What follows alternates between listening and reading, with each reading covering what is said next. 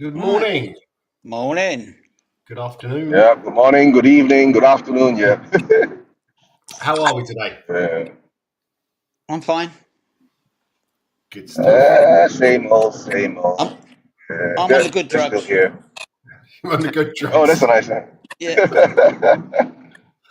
Well, welcome to Ricky V RTV with Shelfside Spurs and Spurs Asian TV. I hope everybody's well. Hit the like and subscribe and the bell thing to see what shows are coming up. So how's everybody feeling today? Are we confident for Wolverhampton? Wolverine? Wolverine? Are we Deadpool? No, No? Okay. not really. Okay, well, John, have you got your book available? Or I've done one anyway, but What's that all Part, about? Yeah, we part got- one, yeah, but what I don't even know what the date is. Any idea what the date is? No. 13th. 13th. Unlucky Yes. for some. Yes. Let's have a look. Not a Friday. 13th, what are we on about? Today, is it the 13th, Kev, or not? 13th of April, yeah. 13th of April, yeah. Right. There's only one entry, which is a good start. Are you ready for this? Yeah. Monday, the 13th of April, 1970. The Alan Gilzean and Jimmy Greaves partnership continues to blossom as both are on target in a 2-1 win over Man United in the season's penultimate game. The win puts Spurs within a point of Arsenal in the battle to finish North London's top side. Though the fact both teams are hopelessly adrift in mid-table takes the shine off the challenge somewhat. But that's not quite true this year, is it? We're battling relegation and they're looking for the title, but, I'll take it. No, but the Manchester United thing is quite similar, right? We are still both, there. Yeah. That is very true. Yeah. And I had one from 2019 when we beat Huddersfield 4-0. All right. There, yeah, I was there. Lucas Moura scored a hat-trick. And then I seem to remember celebrated with his little son on the pitch. That's right, Yeah. Ah, yeah. That's a nice memory of days gone by. Even though I think we were playing at Wembley at that point, weren't we? Or No, were we- no, Yeah, no, nine. it was at the new stadium. It was at the new stadium, was it? Okay. Yeah. I put. Oh, that's when we just the old stadium just to moved back to the new stadium. Like Yeah. the stand with that big pole in the way. I remember him going to because where the wives and the girlfriends and that sit, he's in the corner near where we used to sit. And I remember him going over and grabbing his kid from his wife. She sort of handed him over, and then he brought him onto the pitch, and he was knocking the ball around, and the little kid knocked the ball into the net, and the whole of the south stand cheered, and the kid was loving it. And then kid. Quality. Right. Next up, last Sunday. Spurs 3, Southampton 1. Yeah. Squad was Vicario, Spence at left back, Davis and Romero in the middle, Porro at right back, Maddison, Bentancur and Bergvall in the midfield, Sonny on the left, Johnson on the right, and Solanke up front. Yeah.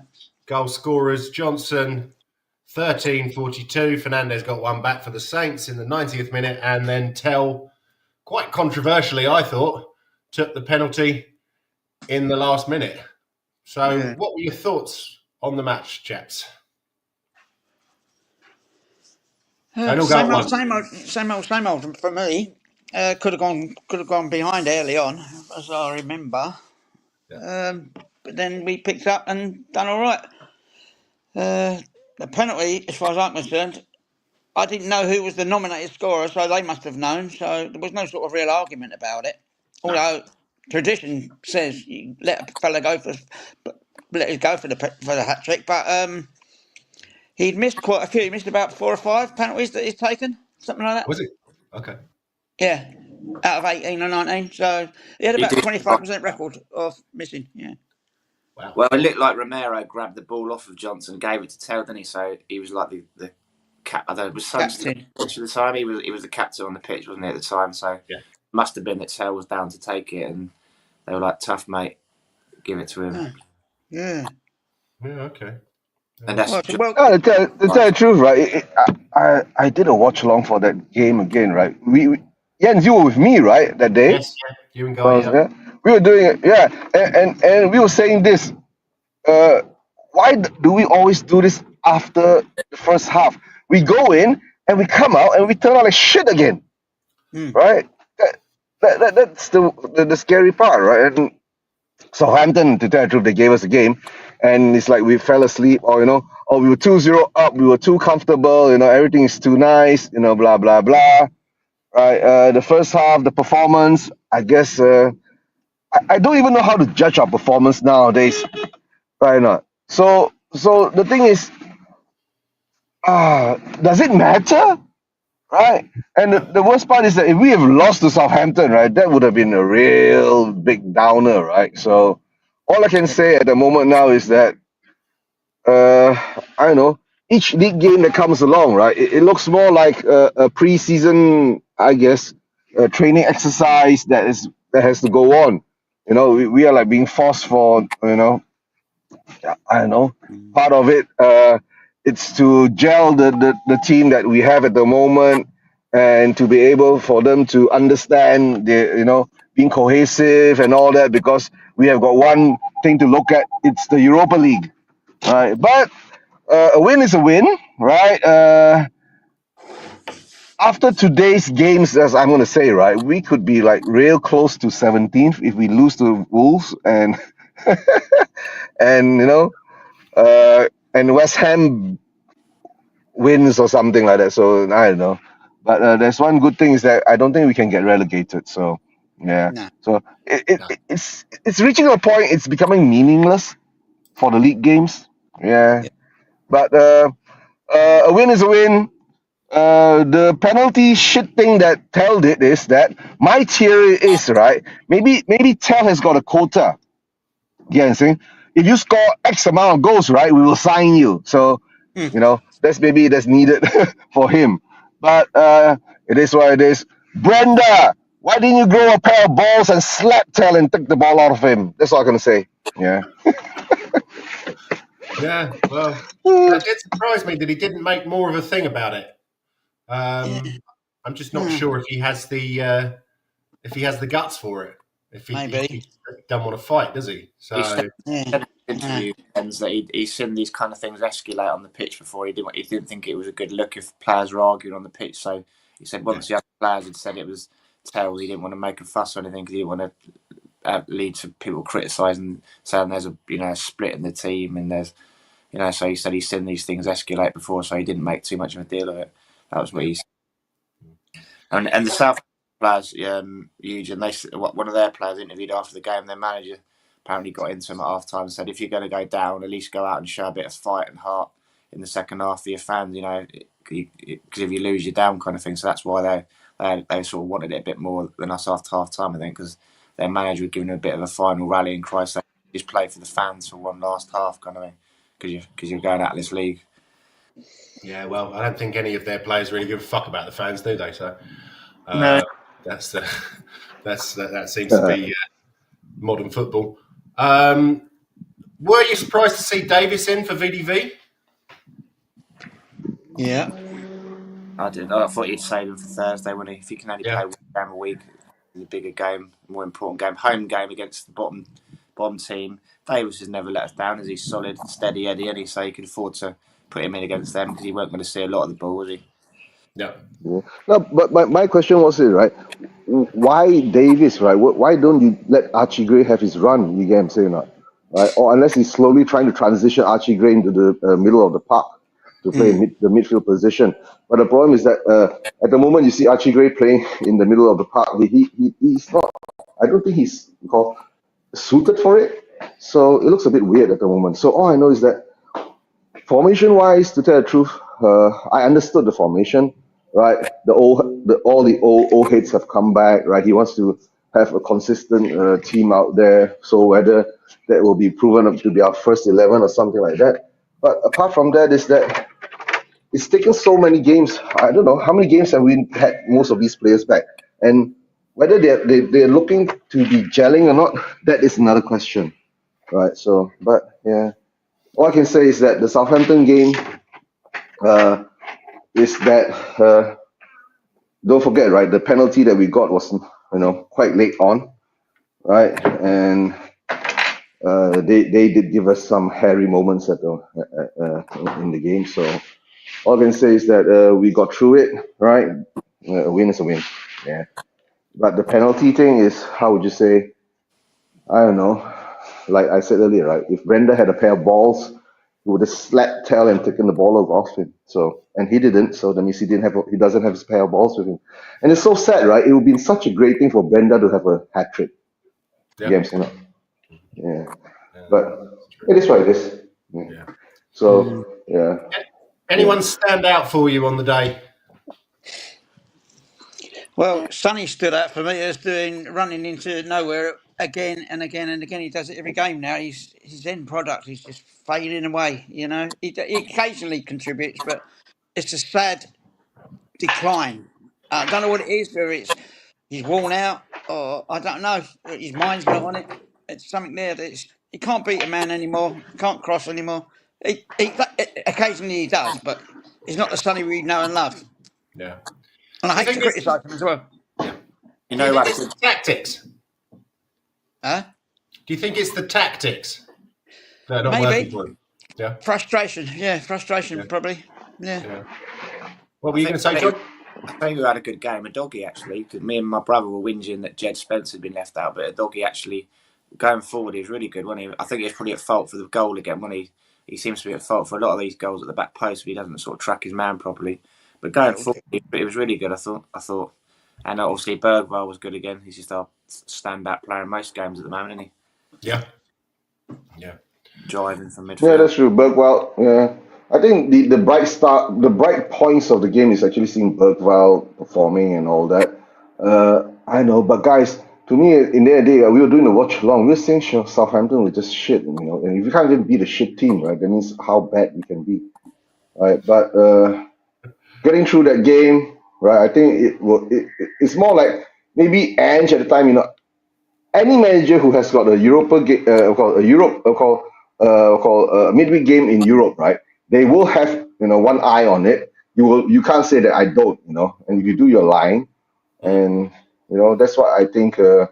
Predominantly, that's what we were focusing more on, right? The game which is coming up next, and I'm sure we're going to go and preview that too, right? So yes, yeah. Two good finishes from Brenda, but he was fucking useless again when he didn't do anything.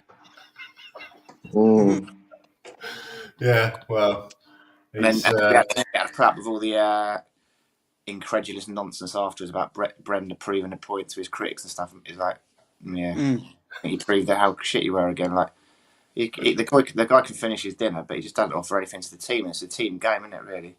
Yeah. He'll say finishing his chances is his contribution to the team, but again, when my manager's hat on, he doesn't do enough for me to be the team. Yeah, that's true. So who are we going to give man of the match to then?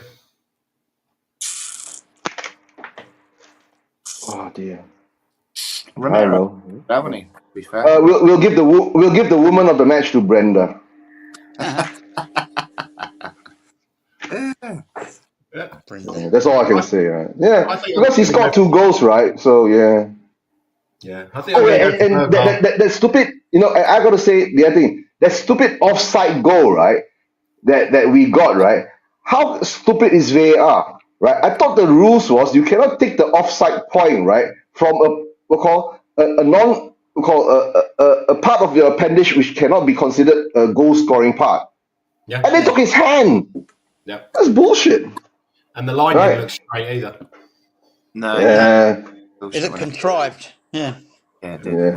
No. I think this is payback for the Liverpool goal, right? The offside goal. Yeah. Bergvall, definitely. Yeah.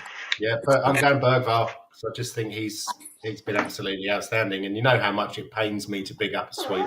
Yeah, I'd go Bergvall as well. He's class. And this time when he come off, it was like no one was booing because they were like, "Yeah, we need him for Thursday. Give him a bit of a rest, It was 10-minute rest again. No, we need him firing for Thursday." Yeah. Yeah.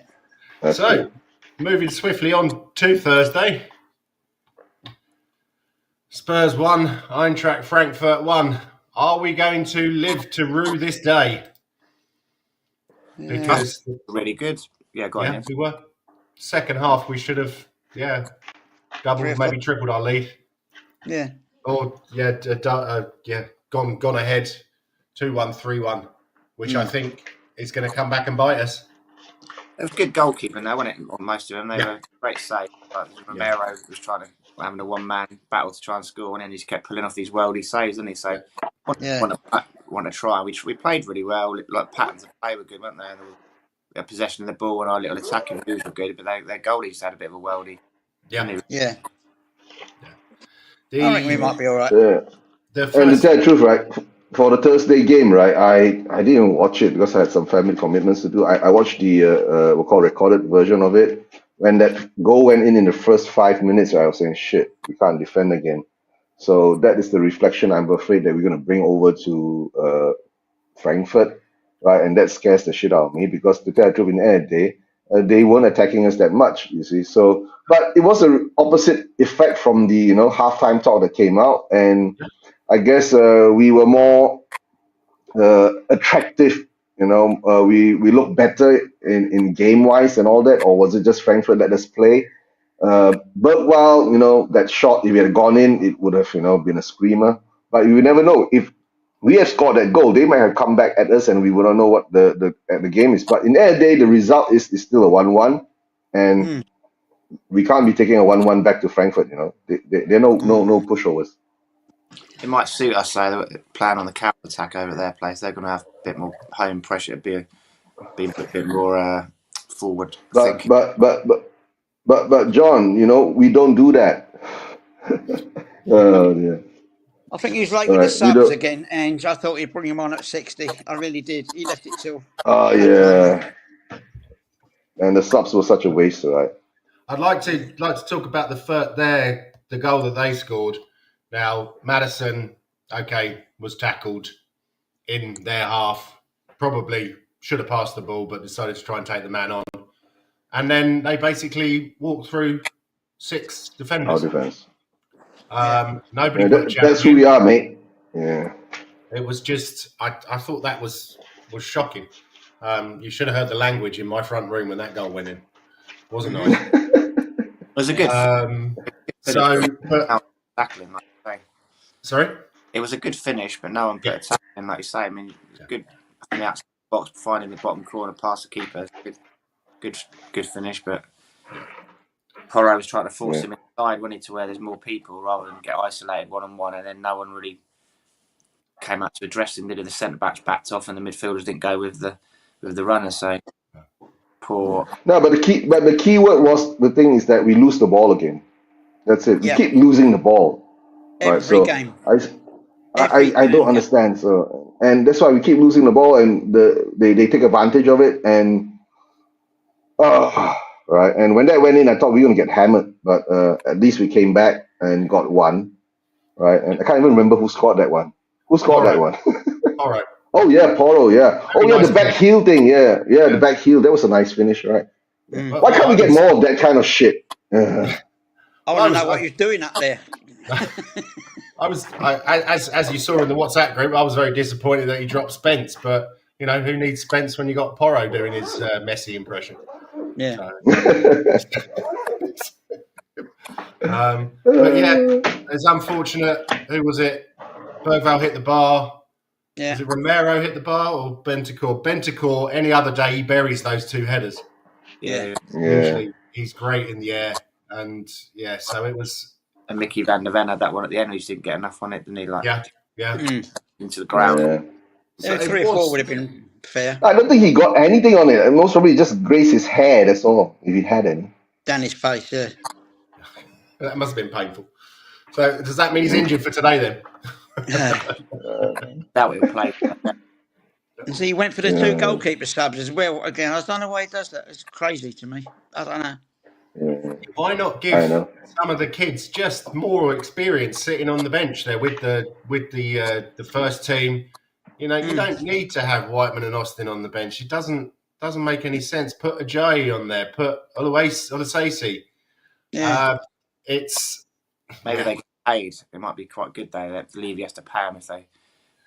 Yeah. I'd like to see Mikey Moore come on for that game as well. You know. Yes. He'd have run right. I thought. You know. Yeah. There's a weird comment that someone asked him about that in the press conference yesterday, and he said, "Oh, he's ahead of his development with us. He's done more than we expected him to do this year."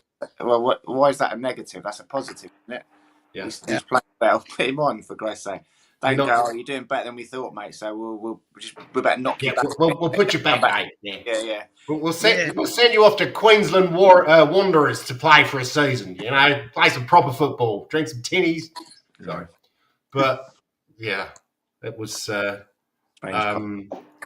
would have much preferred to go over there with a lead, but you know, at least we didn't. At least we're not going over there with a loss. So. You know, I think we grabbed something out there.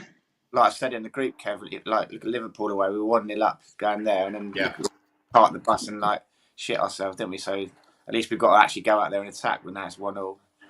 Yeah, very true. Kev, did you go? Do I remember hearing that you went to Frankfurt before in Europe? Yeah, 81. 81. What was that like? Enlightening. It was about 15-hour coach ride. in the old-fashioned coaches without toilets, and he had a tiny sort of 15-inch telly up by the driver, and that was it. There's no mobile phones in those days. 15 hours stopping on the autobahn on the wrong side of the road, trying to cross over to the service station when the cars are going 150 mile an hour, Porsches and stuff. But we stayed in a hotel. That was all right. Some of the lads stayed in the hotel next door or up the road, and UB40 were in that one. But right. It was quite frightening because when you get to near the ground, you have to go through a forest, and that's where the Frankfurt fans were waiting for you. But we didn't miss any. We didn't come across any, you know what I mean? So that was all right. And when we got to the ground, it was full of British soldiers as well. Gosh, got that one. Yeah. Yeah, that's what I thought. Kev, when you said you didn't miss any, it's like bang. No. We didn't catch any, you know what I mean? So, Okay. but it was all the British soldiers were there as well because it was West Germany in them days. Oh yeah.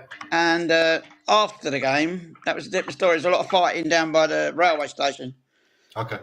But I was in the other types of shop. I was doing shopping, beer shopping and other shopping. Cigarettes. Right. Okay. Nice one. What, you mean shopping or shoplifting? Shopping. Red light shopping. Did you have a Frankfurter sausage while you were there? No. But the highlight of my trip was we were sitting down for breakfast the next morning in this hotel. It's full of German businessmen and some soldiers, army officers and that. Okay. And one of my mates, he went missing in the night, and he came running in the dining room, the breakfast room, and all he had on was a pair of underpants. He got locked out of his room, and he couldn't find where we were. He didn't know where he was or anything. He was so drunk. He was like in his pants and holding his privates at the same time, you know. And he said, "Where am I? What room am I in?" And all that, you know. We were having our breakfast at the time, you know. So, but it was a good crack. It was a good crack. A long way to go home though. But it was all made good by Glenn Hurrell's winner, you know. You can't take Tom anywhere, can you, Jens? Actually, it wasn't a winner. Glenn Hurrell got the equaliser 1-1, but we went through on. They would have gone through on away goals, but we went through 3-2 winners that day. Yeah. Nice. Sounds good. Okay, guys, back to the present. Who would you give man of the match to? Frankfurt game. Bergvall again for me. Yeah. Yeah, driving all the time. I actually thought that Maddison had a really good game. He actually was making some stuff happen. He was back to what I think he should be playing, like spraying passes around and stuff like that. Yeah. And I wasn't even drunk, so I don't know. Did he have a good game? He was okay. Yeah, I'm just worried about his comb over haircut. That's what I'm just worried about. Yeah, I'll give it to Porro, right? That back heel goal. So yeah. Yeah. Okay. But he had to make up for being at fault for the goal, though. Usually, that's a problem.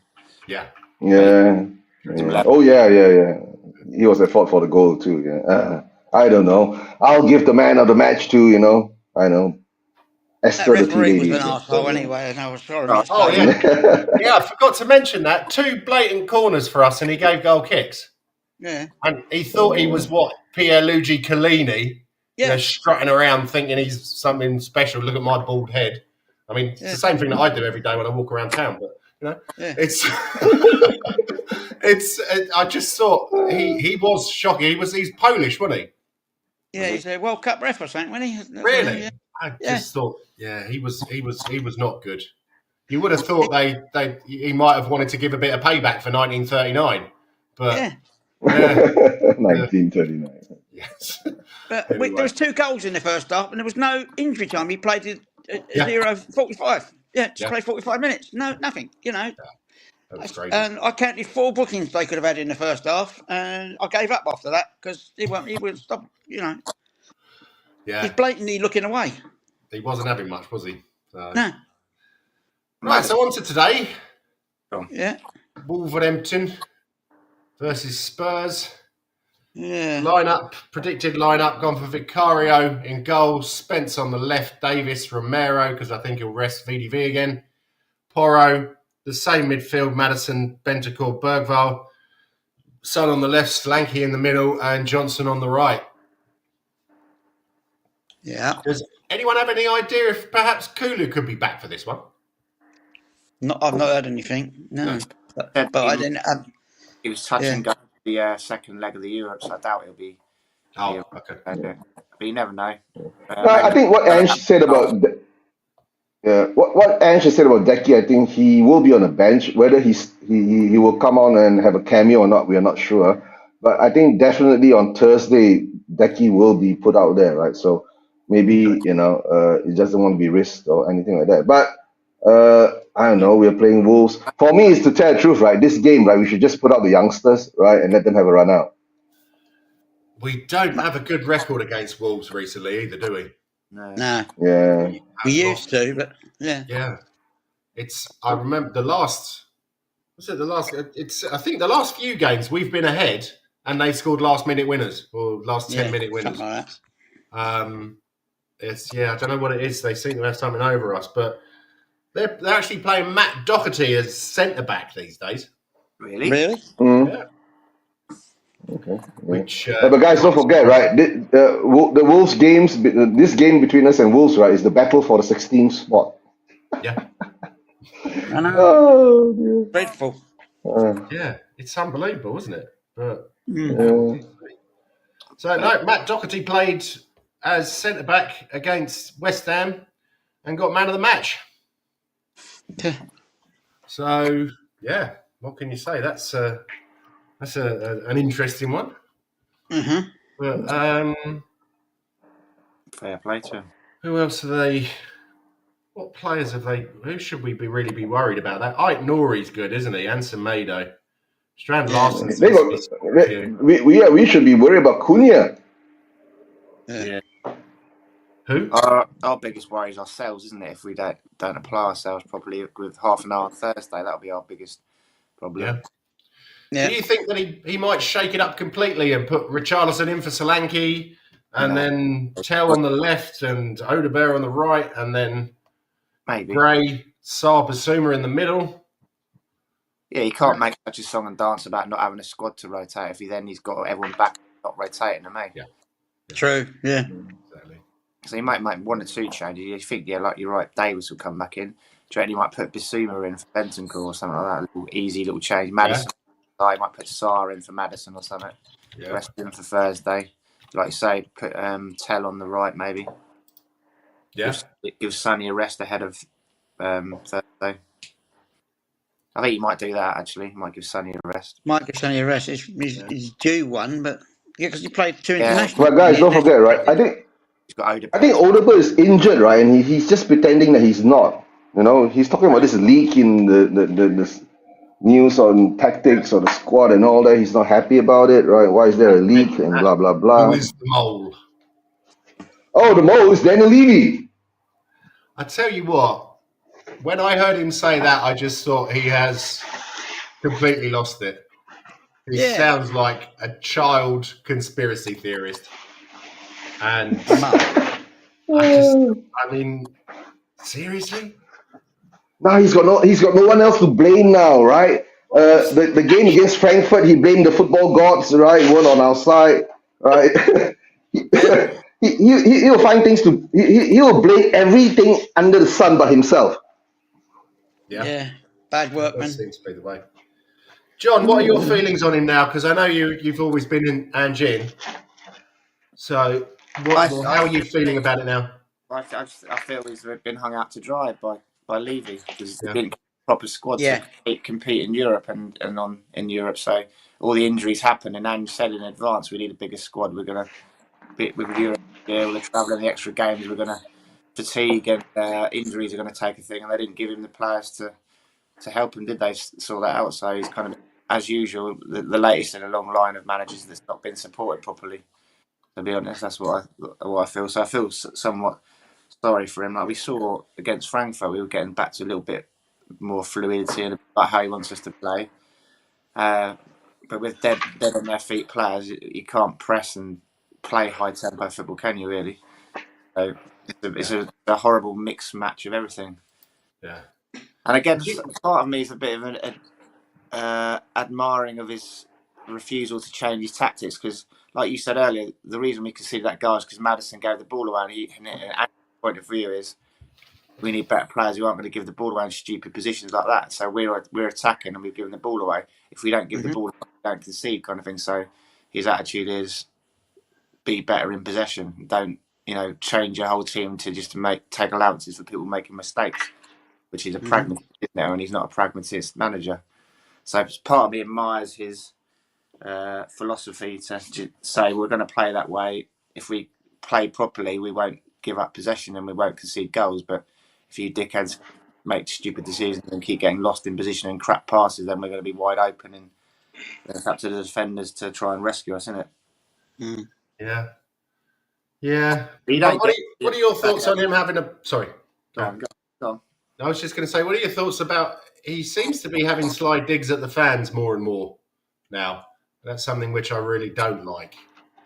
But I would be having digs at the fans as well. If you see there's helmets like that Johnny guy that goes on Last Word on Spurs and Brian Daboll's mate, I'd be having fucking pops at him. Some of the shit he comes out with is completely disrespectful. Some of the way he talks about he's out of his depth. He doesn't know what he's doing. He's a Premier League manager at the end of the day. You don't get there. You don't win a lottery ticket and suddenly get thrust there. You have to. You know what you're doing to some degree to get there. So some of those guys, they just take it too far, and apparently what he knows about all these comments, and I think he gets press reports and stuff, doesn't he? He shouldn't maybe take it to heart so much, but you've got to have big shoulders, I guess, to be a Premier League manager. But I think he does seem a bit thin-skinned. Yeah, he does, doesn't he? He does a little bit. Yeah, and you've got to be thick-skinned, haven't you, to be a Premier League manager, because there's lots of idiots with no idea commenting on you. Like me. No. The Hoof-it away brigade, stop messing around at the back, just get rid of it. You mean give the ball back to the opposition? That's a good tactic, isn't it? Yeah. Are you talking about Johnny H? Yeah. Oh, okay. Yeah. He's just popped up on Twitter saying he's on his way to Spurs away with his son. So, why does he do it to himself? But there's another guy on there. There was two of them on there last night. I just turned it on and turned it straight off again. I can't be. They're biased. It's what do you call it? Can't think of the name of it. Witch hunt? No, confirmation bias. So whatever you move every narrative to fit your narrative. You move everything to fit your narrative. It's like boring. It's like if Ange would have done this, we'd have done that, and if Ange hadn't done this, it's like fucking hell, man. The goalie had a good game. He played well. What can you do? Yeah. It's football. There's another team on the pitch as well. We haven't got a God-given right to win. No, that is very, very true. So who do we think the mole is then? Well, he ain't Irish because we have no moles in Ireland.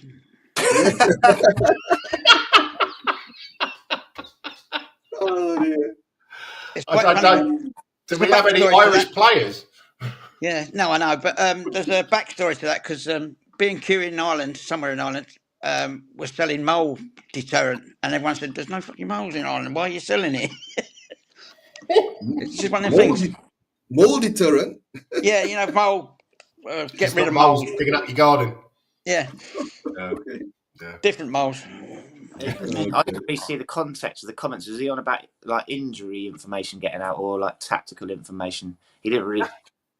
I'm not really sure. Again, I didn't hear I don't listen to his press conferences anymore. No, I think he's saying. I think what he's saying, right? He's saying all the information is going out there.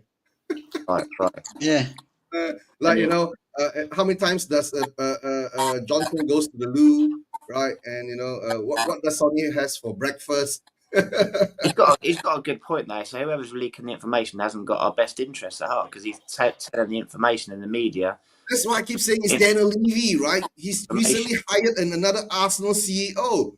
Daniel Levy is an Arsenal fan, a closet Arsenal fan. That's all I'm going to say, right? And he's the mole. That's actually what I was just coming on to. The new CEO. Oh, yeah. How'd you say his name, Eugene? You're our expert. He's just call him Vinay. Yeah, Vinay Venkesham. Venkesham. Yeah. Vinay Venkesham. Vinay Venkesham. Come on, guys. We all know what he's there for, right? Because of all these, we want change, and the protest is getting bigger and bigger. So Danny Levy's just found somebody else, right, to be the shield again, right? Throw him right in front of everyone else. And then Danny Levy said, "Oh, I don't do the footballing side anymore, right? Vinay is doing it." Yeah. So I heard, I saw a tweet earlier from Henry Winter. Now, I always think he's a bit of a div, but, but he says, if and when the Spurs fans get over the Arsenal connection, they will appreciate what a terrific appointment Vinay is. I know him well. He generally cares about fan issues and acts on them. He cares about the unity of a club, and Spurs need that. He's super bright, but he has no ego. How much do you reckon Levy paid Winter to print that? Yeah. Okay, you should ask Winter this, right? What if Vinay goes to Levy and tells him, "Bro, you're the problem"? Who was the old CEO? We never had a CEO. Okay, right. Okay. Ever since Levy's been there, we've never had a CEO. Levy's been in control of everything from day one since he took charge after, I think 2001, right? When Enoch fully took control of Spurs from Sugar. So as I see this now, right, because this is happening is because of the protest, right? The fans are not happy of what's going on, and in the end of the day, all I can say is, right, Vinay will most probably have the best interest for Spurs, like what Conte did, what Mourinho had, right? Most of our managers had, right? But will that turn into fruition to the football side? Will he be serious about, actually going for what the fans want? But the problem is that sometimes it's just not what the fans want is good, right? Because to tell the truth, the fans hated Conte and wanted Conte out. But to tell the truth, right, we actually needed Conte. If we had backed Conte with the money, right, that we gave Ange, we'd be in a totally different position now. Yeah. Right? So, I don't know. Every time whatever happens this is what the fans want. That's why Levy is like always doing what the fans want. And whatever the fans want doesn't mean it's correct. Right. Yeah. That's fair enough. So, but I just think the Arsenal connection is too big to ignore. I'm sorry. Yeah. Of course, yeah. That part too. Yeah, well, look at George Graham. I mean, fucking hell. That was he wasn't the most popular manager, was he? Very ill. No one wanted him. Yeah. No. Yeah. So it's a betrayal. Yes. Some good news on the field. Under 17 cup winners. Yeah. Big up, Celery Agent. Nice to see you, mate. I hope everything's well. Hope you're well too. What? 17 cup winners. Okay. Let me just pull up the was it Premier League Cup, wasn't it? Yeah. What cup? I've got the highlights, but I haven't watched them yet. I've saved them. Yeah. Oh, it doesn't even show the scorers on here. Let me just have a look. But I know that Williams Barnett, again, someone who's massively rated, scored a hat-trick.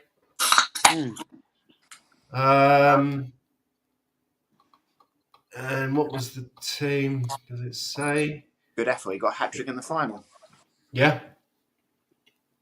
So it's Iro in goal, Upson, Byrne, Byfield, and Ty Hall, not to be confused with Tyrese Hall. George Moncur, Adewole, Feeney, and Lehane, and Williams Barnett, and T. Thompson. One of the Tynan Moncur. Thompson. Wonder if he's any relation to John. Must be. Who's that? Moncur. Yes, he is. No, he's. He's. I think it's John's brother's son. Okay. Nephew. It's his nephew. So yeah, well, I could have said that. Couldn't I? Would have been a lot easier. Yeah. Jens, you're drinking. It's too early in the morning. No, it's not, mate. It's 20 minutes to 1. 12 o'clock on a Sunday. Did I say that out loud? Sorry. But yeah, a number of those players are quite highly rated. The Feeney is a guy we got from Ireland. Was that Northern Ireland or Ireland? I'm not sure. No, okay. And Lehane as well. Ellis Lehane, they're rating him quite highly. Iro, I think, is the little brother of Oliver Iro, who's in the under-21s at the moment, or under-18s. So, yeah, the future's bright, the future's lily white. It surprised me Charlton Athletic were able to get to that. Good luck to them if they've got a decent youth team set up. Quite a big catchment area down there, though, isn't it? They got a good, good squad. Yeah, they don't have a lot of clubs battling, do they? Yeah. Down in that but Jens, to tell the truth, right? We can win all the under 21s, 17s, 18s, 19, 21, 23, right? The only problem is that how many youth have actually been integrated into our squad in these few years, right? So that's maybe if Vinay comes around, that will change, right? I don't know, but it still needs the manager to pick the youth, right? Because as we can see, what Ange does is, right, whenever his senior players come back, right, look at all the youth they get dropped apart from Bergvall, right? Like even Gray dropped back onto the bench, right? So and then we don't even get to see more play, right, for the first team. So but kudos to the boys, right? They deserve the win, and my advice to them is that move on from Spurs. You ain't gonna get a chance to play here. Go and play somewhere else, right? Yeah. Well, Olasisi signed a new deal. I think we spoke about this last week, and he had he had offers from Munich, I believe, Bayern Munich, but decided he wanted to stay in London, which is not surprising. He's 18, 19. A lot of people don't want to move abroad at that age. Yeah, but it will be interesting to see. It would be. I mean, I think generally what Levy wants to do is become self-sufficient and have 3 or 4 youth team players coming through every couple of years. So we're not spending millions, so he can concentrate on the wife beater and Beyonce and stuff like that, and the F1. So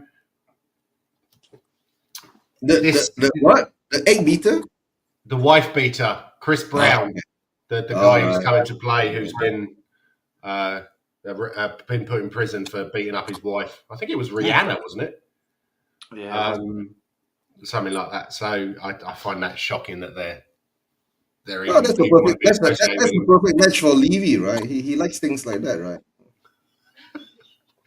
Yeah, I don't know, but yeah, you see, we've got players everywhere. Though we've got Don Lee, we've got all the other. Donley scored again yesterday. We've got them scattered everywhere, and there's no sign of them coming back or a place for them to come back to. Got that other young prodigy. Was he 17 or 18 over in Vucevic? Yeah, that's I can't pronounce his name. Yeah, Vucevic. Yeah, that's the one. And Divine's there with him. Yeah. Yeah, they're coming back in the summer. So where are they going to play? Irish wonder kid we bought as well. The 17. Yeah, Melia. Yeah. Yeah, that is true. We've also Ashley Phillips got man of the match for Stoke yesterday. Yeah. Mano Solomon scored an absolute blinder. Yeah, I know he's not a youngster, but he scored a blinder for Leeds. So makes you wonder. I think he'll just see it as they'll come back, and we'll probably get a half decent amount of money for them. And that is, I mean, that can also be the way of him topping up the revenue. Yeah. But it does. Yeah, bizarrely, those fair play lists and stuff are based on you selling English youngsters, aren't they? You get more kudos and points or whatever, don't you, if you sell youngsters through your own academy, bizarrely. Okay, right. Well. Why a lot of these clubs have sold that's why Chelsea sold Gallagher abroad, because you get more. It's worth more on your books if you sell a young English player, which doesn't really make sense to me, does it? You'd think that the Premier League would want to encourage the teams to bring through their younger. Yeah. Well, no, they want Carlos Kickaballs, don't they? You sell more Sky subscriptions then. If it's got an Enio at the end, then yeah, he's much more popular than John Smith. Yeah. Okay then, guys.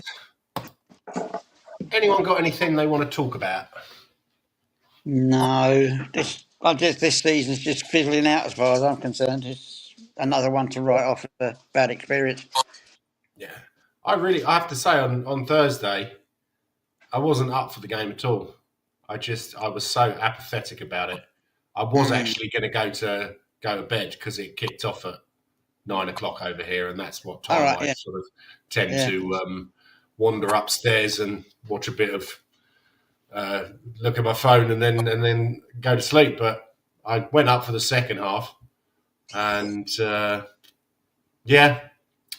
it's a shame when you feel like that. But then I can't see anything getting any better with Mr. Levy or dickhead, whatever you want to call him, in charge. No. Do you think he's going? He's walking dead now, isn't he? I think he's got to be, isn't he? Andrews, yeah. Ange has come out and said, right? Yeah, no, he's been saying this since I think the past 2 or 3 press conferences that he's been having, right? He's been saying he's been giving hints that he's not going to be here next season, right? So, or even earlier, right? If we do crash out of the Europa League on Thursday, right, that could be the end of Ange. You get what I'm saying? So, but to tell the truth, right? I've been saying this for so long. We can't get our basics right, and that has to be down to the manager and the coaches, right? We give the ball away too often, right? And we play games in patches. You know, we look good in patches, and when we don't look good, right, we are really bad and we concede goals, right? And there is no defensive intelligence at the moment, right? And if a team with quality comes in, and we get exposed most of the time, or actually all of the time, right? So all we can do now, the season for the league has ended for us. I've been saying this, right? So whatever league game comes along, it's going to turn into a preseason friendly kind of scenario, the kind of feeling. If I was Ange, I would do a lot of mix-up in this game coming up against Wolves, right? Give the rest to some of the senior players, or play them, you know, like 45 minutes for one half, just to give them a run out, and then bring them back in, and not to risk injuries, and put out the youngsters, you know, players like Son, right? Let him run out for 45 minutes, and, you know, players like maybe, I don't know, Madison and all these, right? Because the league game at the moment, you know, doesn't bear any weight anymore. So the focus now will be more or less on Thursday, which, to tell the truth, I don't have any confidence, right, of actually getting through there. But it's football; we never know, right? And John was saying whether Ange will turn pragmatic and play, counter-attack defense. But we don't usually do that if we get the chance, unless we are forced to, right? Being pressured down, and then we had to make a chance. And what game was that, right? We were watching. He tried it once, didn't it? Didn't work. No, against Chelsea, remember? I think the game against Chelsea in Stamford Bridge, right? I was doing the watch along. I said, wow, we are defending more systematically. We've got 2 players covering the wide areas, not to let them run into us. And Ange was going berserk on the sidelines. What are you doing there? Why are you doing that, right? And then when we went back to Ange ball, right? And it is what it is, mate. Yeah, and that's who we are, mate. Right, so... And guys, the plug will be that Spurs Vision TV, Shelf Side, and of course Ricky via TV. We'll be doing the watch along against Wolves.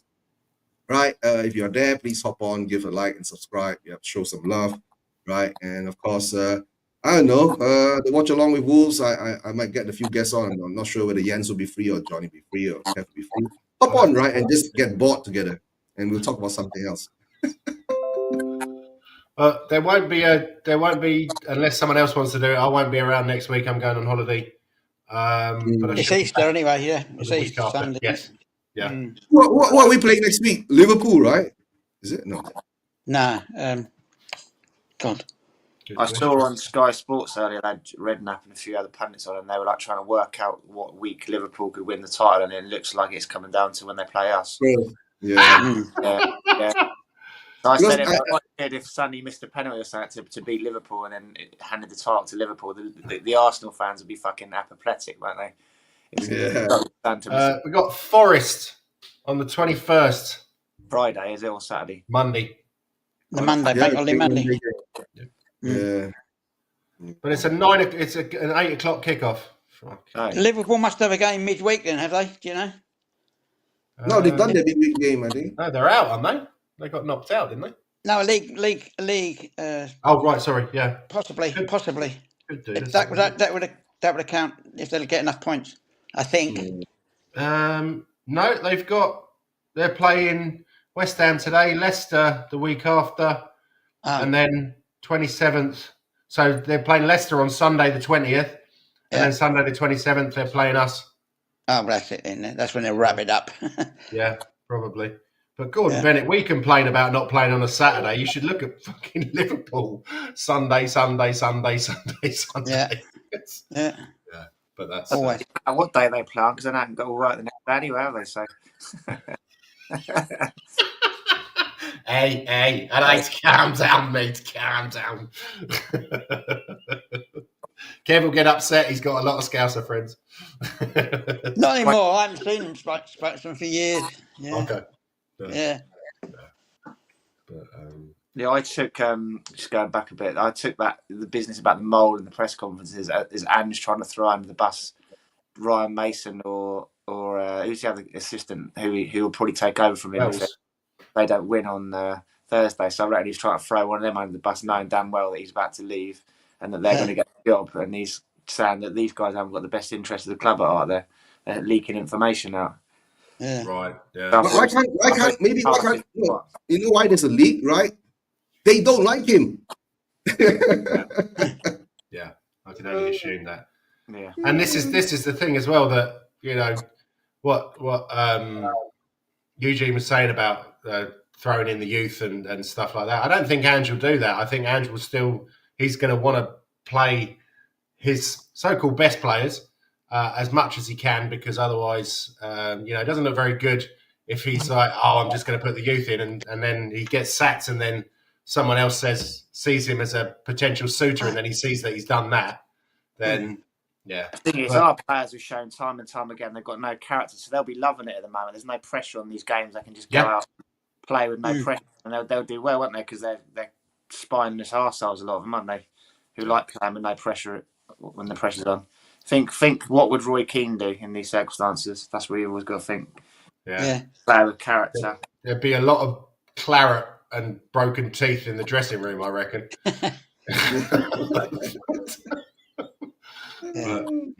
It's too static. Ange is too static. He stands at the game. He doesn't contribute much, and just gestures. It's not encouragement or anything like that. I don't know. It's something about him. It does. One of the things that I've noticed, it never seems to be any positive feedback that he gives to the players. It always looks negative. It's always him shaking his head or looking down at his shoes. Now, I just think, I don't know. I had a discussion with this guy on Twitter the other day, and he's like, well, it's how can you blame Ange for all of this? It's the players as well. And I'm like, yeah, but he still has to motivate them. Yeah. And they should be motivated earning 150. That's not the way that it works. These guys are pampered little kids. Everybody tells them how wonderful they are. And if they can, they will go out there and not do anything for 90 minutes and still pull in their massive wages and go home to their pastry girlfriends and their PS5s. or PS6s or Apart whatever. from Verb Fells on 15 grand a week. Well, yeah, but he still lives with his mum, so that's all right. Bergwijn is 15 grand a week. Yeah. Yes, yeah. I find that dear. hard. If we fought off Barcelona to buy him, I'm sure there's some kind of backhand getting paying his parents some money. It's Oh, yeah. Must probably be, high bonuses as well. So if he plays in the Yeah. first team, yeah. Well, if they need to be bumping that up pretty quick, because he'll be looking elsewhere. Yeah. Yeah, Yeah, definitely. they most probably need to put him on a new contract right after the season, right after what he's been doing, right? And if they don't, but come on, guys, right? We always come back to this kind of scenario, right? In the end of the day, Ange should actually realize, right? Football is a result-driven game, right? If you win games, right, the fans will be on your side, right? They won't be on your back. You get what I'm saying? But the problem is that if you keep losing games like that, right, it is what it is. Right. Yeah. Big up to Eva, man. Yeah. Eva, you'll be joining me for the watch along later. Right. Hope you're doing well. And most probably to get dinner first before we go to the watch along. But most probably I'll be having dinner late tonight. Right. But what Ange I don't like about him is because he says one thing and does another thing. And he always deflects all his problems. And it's not his problem all the time. Right. And, he's got no one to blame now. And of course, going after the fans is one thing that I couldn't stand. And we saw that last season already when he put a big wedge, right? Not understanding the Arsenal, we play Man City and all that, right? And when you come out and tell fans, right, you have the right to feel how you feel and the right to dream what you want to dream. But and then in the end, you turn it into, you don't have that winning mentality, right? And then when the Brighton game came along, we lost, right? And then when you were asked questions, right, why didn't you try to improve? And then you say we didn't deserve it. Then what kind of winning mentality is that? Are you trying to put out to us? So that whatever you say, you contradict yourself, right? And it's better why don't say so much then, Well, I'm one. I mean, we all know that Tottenham is a poison chalice. You've had Mourinho come here and Conte's come here and two serial winners, and they've done nothing. And I think that he obviously has a high opinion of himself because he has won pretty much everywhere else that he's been. But I'm not sure if he didn't come in just a little bit too arrogant. But the thing is that, Jens, you can't underestimate the Premier League, right? The Premier League is the creme de la creme.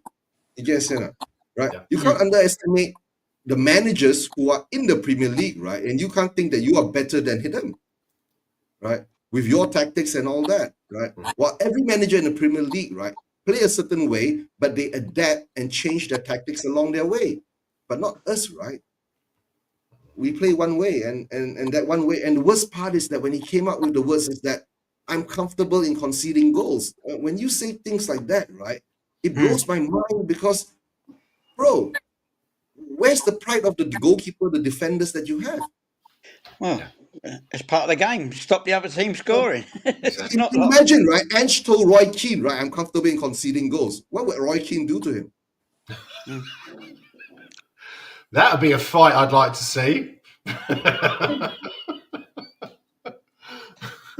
So has everyone got a little bit longer? Because I'd like to talk about managerial options. Yeah, go ahead, right? Yeah. Who do we think is available? Well, first of all, we have to cut it down to who do you think would want to come? Yeah. And then from that, who would you like? So it's basically that short list is no one wants to come. So yeah, we'll finish the show now. Yep. All right, guys. See you next week. Yeah, bye-bye. The only reason they'd come is to get an easy payoff, isn't it? Because they know they're only going to get a season or 18 months, and they're going to get paid 4 years' wages to do it. So they'll come for the higher wages than they're probably on at Bournemouth or whatever that, and because they know damn well they ain't going to succeed, they're not going to get backed, and then they'll get a payoff. 4 years contract paid off after a year, so it's no brainer, isn't it? So those are the kind of characters you're going to attract to your club. Yeah, people that are only there for money, not really short-term appointments, only interested in the money. Well done, Levy. Yeah, you need someone with passion to win. So let's turn it around a little bit. If we consider that everybody would want to come, who would you like realistically? that you think we could get, not someone, from one of the big, I don't know, not someone like. Okay, if I'm going to put I don't care which manager comes, because if Daniel Levy is here, right, we'll still have the shit that we have, right? If I take that hat away, right, I'm going to say I wouldn't mind Glasner, right? Okay. Because Glasner seems to have won things before, and he seems to be a astute, proven manager, right? He won the Europa League with Frankfurt, right? If I'm not mistaken. Glasner. I believe he did win the European League, but the Europa League, but I'm not sure. Yeah, I think it was with Frankfurt Which or team? with Frankfurt or something like that a few years, 1 or 2 years ago, right? But the thing is that our fan base, right, has gone to the stage, right, when we've got managers who come in that can bring us trophies and win, right? But the style of football always comes into the question. Oh, why do we play this way? Why do we play that way? But ever since that, when Ange has been here, right, we've been shown, right, the high line attacking kind of football, but now we don't even see that anymore, right? And then of course the excuse is, oh, look at the injuries and the blah blah blah, right? So who are gonna bring? Iriola is not proven. He's looking more like the Poch kind of level. When Poch was with Southampton and Poch brought Southampton to a different level, Iriola looks like that. Thomas Frank is like an old head in the Premier League, right? Yesterday they drew with the Arsenal, right, and scuppered their league ambitions again. But of course, now all the Arsenal fans are saying we're going to put all our eggs into the Champions League basket because we smashed Real Madrid. So good luck to them, right? Good luck to them. Eugene, right. I watched my local club yesterday, Cheshire United, and I didn't know what they were. There was 4 Arsenal fans stood there, right, and they were having a conversation about booking their hotels for the Champions League final. I was like, "Do you guys never fucking learn? Do you? You're not even through this round yet." Real Madrid got a turn next week, and they were all celebrating like they've won it already. It's like, mate, you never learn. They celebrate too early, don't they? It's like you got to get past Madrid. They can easily whip you 4-0 at home. Easily. They go over there. And guys, don't be surprised, right? If Arteta gets sacked next season and Ange gets sacked too, right? And Vina is there, right? Most probably we end up with Arteta, guys. Yeah, no. Get out. Well, trust the process. Yeah, okay. I did hear something interesting yesterday. Listening to a podcast I listen to called Off the Ball, which is about Scottish football. I just like listening to it because they're fucking hilarious. They don't take themselves too seriously, and it is highly amusing.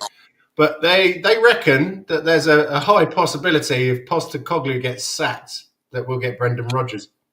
Oh, from Celtic again? Yeah. Why didn't we take? But anyway, oh God, we're gonna have another Brenda. Another Brenda. Well, it's Brenton, isn't it? It's not Brendan. Brenton. Brendan. Whatever. Something like Alonso or something. I don't know. There's so many names bantered about. Yeah. Xavi Alonso. You think Alonso will come to us? Maybe the money's right. I don't know. A challenge. No, but okay, guys. I got to say this, right? When after Levy sacked Conte, right, and when he brought in Ange, right, he's already said this. He's not going to get a manager, right, that's going to be elite or world class or a winner, a proven something that will actually, go against him again, right? That's why Ange is brought in. It's because Ange will kowtow to every need that Levy wants. So which manager out there with ambition, right?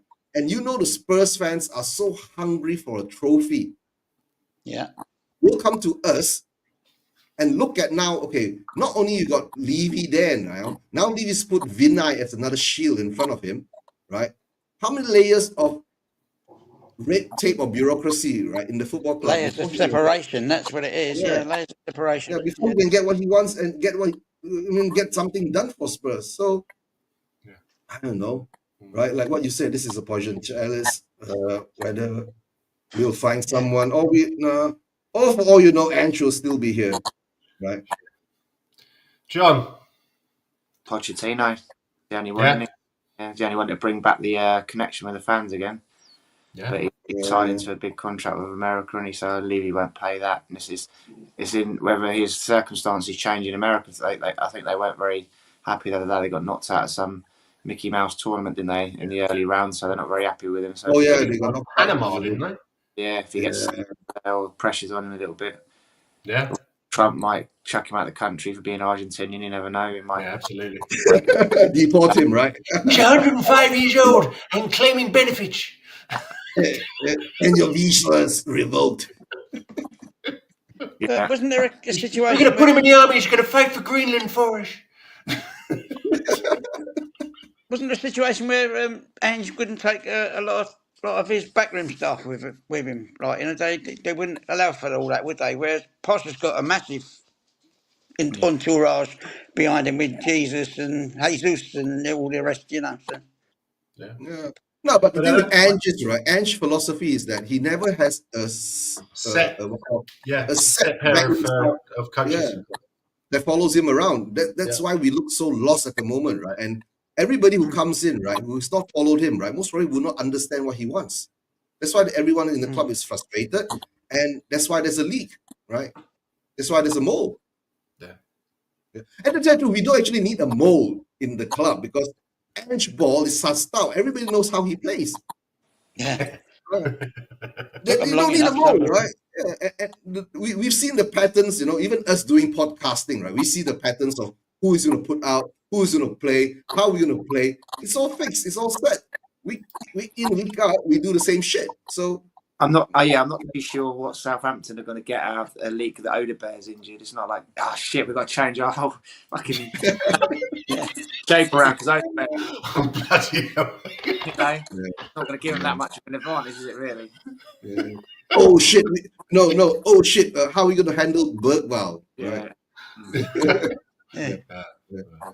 Well, I think having looked at it over the last month or so, maybe a little bit longer, and obviously having followed the guy because he's a fellow countryman, and that the way that he's done it with Brentford, that he is a proactive manager. When he first went to Brentford, he was like, I don't really have the players, so I'm going to have to play defensive.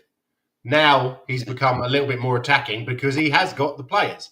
So he will move with the times, and that's something that I'd like to see. Thomas Frank, obviously, yes. That there's a manager that is flexible with his tactics. That he knows that he's not going to say, right, lads, right, Porro and Spenno or whatever he calls him, you get up the wing. I want you on the halfway line. I don't want you back defending. And we play that against every single bloody team. I'd like to have someone who will say, right, well, we know that Salah's absolutely brilliant, so we're going to double up on that side, but the other side maybe not so great. We can attack down that side. Not something that's set in stone all the time. And now I'm not saying that Ange is always set in stone, but it just seems that it's pretty much the same shit every match. Yeah, and sometimes it works, but a lot of the time it doesn't. So, yeah. I think Thomas Frank is my vote, but he'd be mental to come. Yeah, also, Jens, I've just Googled how much he earns a year. Thomas Frank, the manager of Brentford in the Premier League, earns an annual salary of 4.5 million. This salary places him amongst the highest paid managers in the league, so he's already on a good wage, so he's not even going to come for the money. Really? Yeah. So he's being paid more than Ange. Ange gets 4, if I'm not mistaken. Yeah, apparently so. Yeah. No, that means we have to give him 5 or 6, I don't know. You wouldn't hire for less money. Manager that comes to the next manager that comes to Spurs, right? He's looking to retire after Spurs. Get a big payout, and then we get Mourinho back then. Pep's only on 20 million a year. Maybe we could get him. Is that all? Yeah. Nah, we ain't getting get out of bed for less than 25. Jesus, like Diogo Simeone gets 25 million a year, so he's out of it. Yeah, Carlo Ancelotti's currently taking home 9 million a year. So all the good managers are on silly money, aren't they? Levy's not going to pay. Well, yeah. Jeez. Was that Torvey? And we don't have the money. Jeff, was that Torvey? Yeah, she's in the garden running around and chasing my missus. Trying to do a bit of gardening. What? That's the dog. I know, chasing your missus. That's the one that surprised me. Yeah. Right? She's trying to rake the soil, and the dog is chasing after her and trying to bite her and stuff. It's quite funny to watch. Maybe we'll turn the show into that then, right? That's mad. John, you look like you want something. You want to say something? Or No, just... how much Championship managers, League One managers get an average of £180,000 a year, and then I think the average Premiership manager is on between 6 and 7 million a year. They reckon. Okay. I know. Okay, guys, I know who Daniel Levy will get. Daniel Levy is going to get the Farker guy. Farker. Who? What's the guy? The Leeds manager. Daniel Farker. Yeah, the Farker. Yeah, we got the Farker. Oh, no. Hey, big up, Swifty. Big up. Oh, we're doing well. How are you, Mark? So the dog, not the postman, then. Yeah.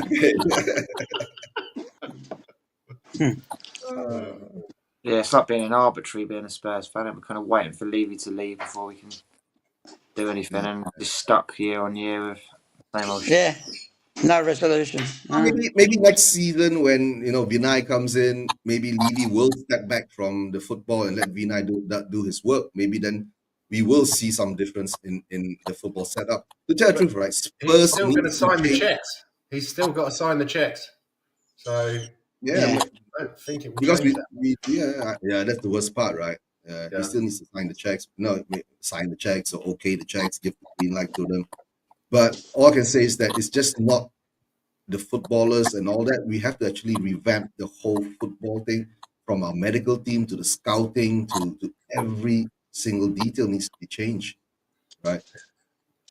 I've just asked ChatGPT, like, what does a football CEO do? A football club CEO is the top leader responsible for the club's overall direction, strategy and financial health, working closely with the board, management and various departments. Their duties encompass ensuring the club achieves its goals both on and off the pitch and building a sustainable business model. This includes managing operations, financial matters and the club's public image, whilst also navigating the unique challenges and expectations of football fans in the industry. So there seems to be an awful lot of finance, and then a little bit about the supporters at the end. Yeah. Levy won't let loose the reins. He won't let go of that. He'll still be the main man. Yeah, we all know that. Right? Yeah, as you say, he's a shield. Big up, lads. Hope you're all good. John looks like a rock star with that. He is a rock star. He's a rock star. You knew that, Swifty. If you search for Throne Like Owls, Swifty, you'll see my stuff online. Throne Like Owls, Throne Like Owls. Let me put that up. Shooting. Yeah. Then you can see John play his music over there. YouTube, yeah, it's all over there. Throne Like Owls. My God. And I've seen John play in, I think it was King's Cross once. Was it Camden? Well, that was Water Rats, wasn't it? Me and you had been at Tottenham v Arsenal. Yes. Fucking bollocks. After that gig, yeah, it was your fault. After that gig, we resigned never to play drunk again. So it was just horrific. I thought I was like Liam Gallagher at the time, but listening back to it and watching back some of the clips, it's like, oof. I thought you were pretty good, but then again, I was bollocks as well. So it was like about 12:45 kickoff Tottenham Arsenal, wasn't it? And then I think the Water Rats gigs were like 10 or 11 o'clock at night. So we were ruined. That's why you gave up drinking. Yeah, one of the reasons. Yeah, ruining my singing career. So where do you play? Where you're mainly in Wickham or?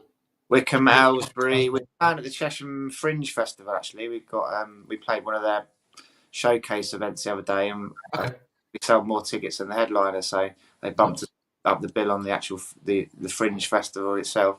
Texas, is it Big Country are playing? You remember them? Big Country. Yeah, of course I do. I've seen them live a couple of times. Yeah, they're playing there as well. Maz on Spurs Community. She's a big fan of Big Country. I seem to remember. Yeah, that's right. Yeah. They're playing at Cheshire Fringe Festival, so they're quite good. They put on established acts and they give local bands and upcoming opportunities. So yeah, it should be good. That's up. They make you sign like an exclusivity agreement, so you're not allowed to like play for 3 weeks either side of it and stuff like that, just to make sure you get plenty of people there. And yeah, so where is that? Is that inside or is that outside? Or that'll be inside that one. It's May the 25th, I think. Okay. I'm useless with the dates. The Elgiver? No. We played. So Elgiver have bought a little theatre. It's called Theatre by the Park, and that's where we played our showcase gig the other day. But the actual gig itself is at somewhere in the town. I don't know. I don't really pay too much attention. McDonald's. Yeah. That's gone, McDonald's. It was I know, years ago. It was M&Co after that, I think, or Waterstones. It might be Waterstones now. Oh, really? Okay. People in Cheshire can read? Well, we've actually got two. What? They've got a charity shop as well, which is just all the other charity shops give their books to this charity shop, and it's called Chapter 1 or Chapter 2, I think. It's really good, actually. So it's a charity shop just for books. So they've got two. There's a Waterstones and a Chapter 1, Chapter 2 thing. And they have some authors and stuff like that. I might have to pop back to Cheshire because I haven't bought any new books in a long time. I've got far too many of them already. And yes, I can read, which is, I know a lot of people find that unbelievable. And I do enjoy reading. Okay. Well, Kev, when's your next working on your van thing? We've when I was in England a couple of weeks ago, I picked up another seat for the front, a replacement one, which we're putting in this week. Okay. It's a straight swap. It's out of a Mini, but it's perfect for the van it's like a bucket seat. Not a bucket seat, it's a luxury kind of seat, levered up and everything. Yeah, so it's nice. 50 when do you quid. think it's going to be ready, and when are you going to be driving over to the Netherlands so I can take you out for a beer? Yeah, I know. It's awkward because once we get it ready, we then have to pay for it to be on the road and have to get taxed and insured and everything. So it's kind of a moment of, I don't know, how do you explain it? It's massive income related, that's why, So you're just going to sell it then, or? Eh? Are you going to sell it when it's ready? Or... No. We'll use it. We'll use it around here, around this way. For the first couple of years. You don't need tax and insurance or a license. Oh, you do, yeah. You do. But we won't go too far in it at first, till we get the feel of it and everything else and know that it's going to be okay, that kind of stuff. So what we will be waiting for is that when Kev does his shows from his camper. Absolutely. Yeah. Why not? You'll have loads of injuries on his head and his arms where he's got so it's fallen on him from underneath when he's doing the mechanics underneath. Can't see my arms are torn to pieces, my arms. Bloody hell. Oh, yeah. They're all over. And I bumped my head again yesterday. Oh, Kev. Normal. Yeah. You know what? I think I'm going to start a GoFundMe so we can buy Kev one of those rugby hats. No, they do the... I was in Lidl the other day and they do forestry helmets. That's what I need. One of them. Oh, okay. Okay. Yeah. They do forestry helmets in Lidl. Yes. Believe it or not. Whatever the solution. Thank you. I was going to say it's like Halfords, but you can get cornflakes as well. Yeah, why not? This is live, I know.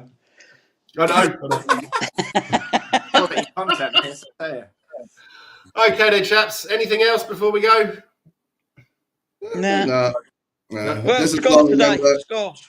Oh yeah, prediction. Sorry, completely forgot. Wolves. 3-1 Spurs. Wolves. My Zen prediction has always been Spurs win 4-2. Yeah. And it's never happened. The whole season I've been saying it, and it's never happened. 2-2. 2-2. Where did that confetti come from, John? I went like that, and it suddenly started doing loads of confetti. I can't do it again. That was good. That was quality. I don't know what I did there. Does it go like that? I don't know. Yeah, there was just like confetti coming down. I thought your roof was caving in for a minute. And I have done that. Oh, look at what 50 says, 7-7. Oh dear. 7-7. Excuse me. You must say 7-11. Yeah. I'm going to go. Being tepid and like we'll be worried about playing on Thursday and we won't put it in because no one will get injured and stuff. So we'll get easily out 4 and we'll draw or lose, I think. I think 2-1 Wolves. Yeah. I think that seems to be what happens quite often against them. So, yeah. So we're still going for the bottom London club trophy. Yeah, good. Certainly looks that way. Eugene's that confident he's wearing a Wolves top, look.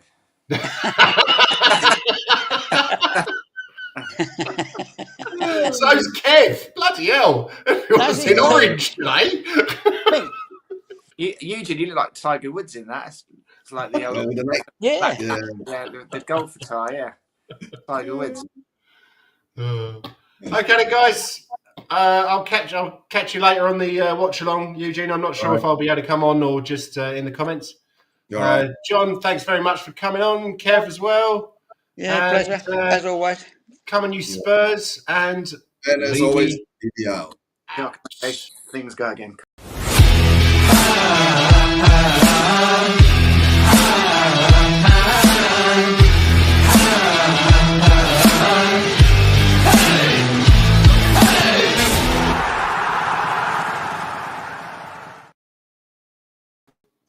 Who's gone? I think John has. He's